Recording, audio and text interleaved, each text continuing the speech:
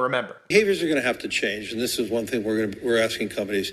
You have to force behaviors, and at BlackRock we are forcing behaviors. What we are doing internally is, if you don't achieve these levels of impact, your compensation could be impacted. Okay, you have to force behaviors. And if you don't force behaviors, whether it's gender or race or just any way you want to say the composition of your team, you're going to be impacted. Behaviors are going to have to change, and this is one thing we're asking companies. You have to force behaviors, and at BlackRock we are forcing behaviors. Okay, Larry Fink of BlackRock, Vanguard, they own all the media. We all know this. They're the ones, when they tell you behavioral control, everybody thinks that they're going to knock on your door and they're going to say, they're influencing you on what you can and cannot say. And people out there are looking at this, and they're suddenly, the people out there who are screaming about censorship are now asking for censorship. They're like, well, that's not really censorship. They shouldn't be able to crack jokes about an assassination attempt. Oh, okay. Right. And then that shifts into what? What you can and cannot say about what? The Republican Party, right? What you cannot say about Donald Trump's anybody. It starts and then it spreads, right? It starts with one thing. You can't say this, right? This specific word. Then it spreads. Look what hate speech is now and how far this has shifted and what you can and cannot say.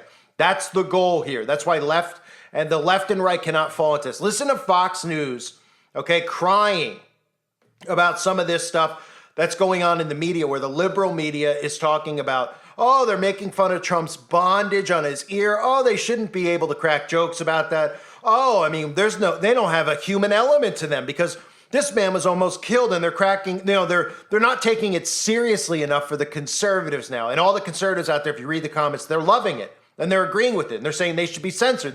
This is how it works. And all of these idiots don't realize that they're playing right into the government's hand. How the New York Times put it. On the first night of this convention, Trump was his own biggest prop.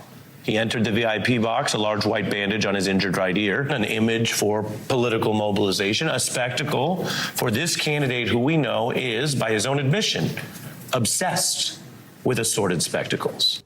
So, Joe, the ear bandage was a spectacle. I don't know. I'm reviewing my notes right now. I think it was because he was shot in the ear and he needed a bandage. It's medical. You hear the way Ari Melber put that? His injured right ear. Injured, to your point. A bullet went through the ear. And he's wearing a bandage because he lost part of the ear. We are 3 days since this man nearly got his head blown off, only because he turned his head a little bit more to read some notes that were given to him on a screen around immigration. Is he alive right now? And MSNBC, as sick as they are, and Ari Melber, as sick as he is, go to hell, Ari Melber, quite frankly, because to say something like that, it's a prop? Give me a break. Show any sort of human dignity in this moment, and he couldn't do that, as could many on that network, quite frankly. If I could just interject for a second, what I noticed, and look, we're going to beat up the Democrats for their response to a lot of stuff, but I felt at least the politicians, by and large, had decent responses to the attempt